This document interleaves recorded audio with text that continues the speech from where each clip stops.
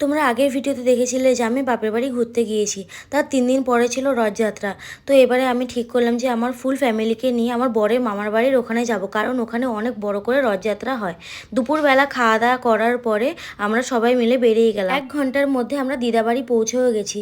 আর যখন আমরা দিদাবাড়ির রাস্তা গলির ভিতরে ঢুকছি তখন দেখি মা, দিদা, দাদু সবাই আমাদের জন্য ওয়েট করছিল। আর দিদা দাদু আমাদের ফুল ফ্যামিলিকে দেখে এত খুশি হয়েছিল কি বলবো।